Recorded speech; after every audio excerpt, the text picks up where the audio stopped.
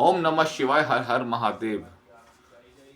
बहुत स्वागत है हमारा आपका यूट्यूब चैनल पर। दोस्तों, आज हम सुनाएंगे आपको प्रदोष व्रत की कथा। तो दोस्तों, आइए शुरुआत करते हैं हम प्रदोष व्रत की कथा को। भौम त्रयोदशी प्रदोष व्रत। सूत जी बोले, अब मैं मंगल त्रयोदशी व्रत का विधि विधान कहता हूँ। मंगलवार का दिन व्याधियों का नाशक है। इस व्रत में व्रती को गेहूं और गुड़ का एक समय भोजन करना चाहिए। देव प्रतिमा पर लाल रंग का फूल चढ़ाना और स्वयं लाल वस्त्र धारण करना चाहिए। इस व्रत के करने से मनुष्य सभी पापों व रोगों से मुक्त हो जाता है।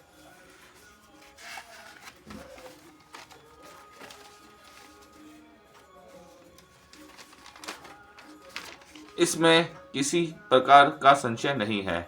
अब मैं आपको उस बुढ़िया की कथा सुनाता हूँ जिसने यह व्रत किया, वह मोक्ष को प्राप्त हुई। अत्यंत प्राचीन काल की घटना है। एक नगर में एक बुढ़िया रहती थी। उसके मंगलिया नाम का एक पुत्र था। वृद्धा को हनुमान जी पर बड़ी श्रद्धा थी। वह प्रत्येक मंगलवार को हनुमान जी का व्रत रखकर यथाविधि उनका भोग लगाती थी।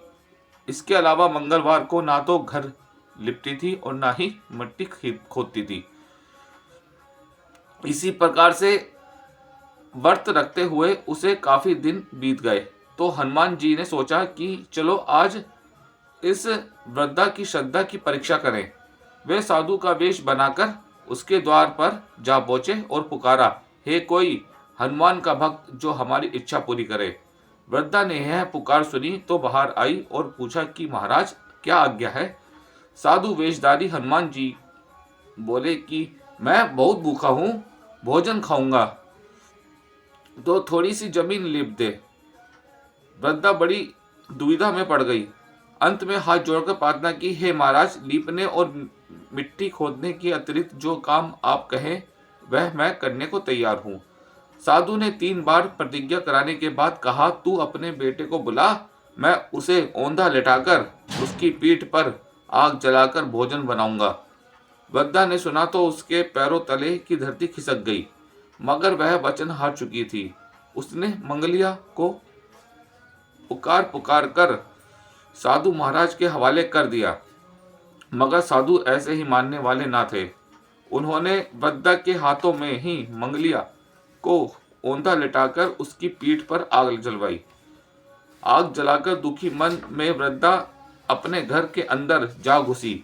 साधु जब भोजन बना चुका तो उसने वृद्धा को बुलाकर कहा कि वह मंगलिया को पुकारे ताकि वह भी आकर भोग लगा ले।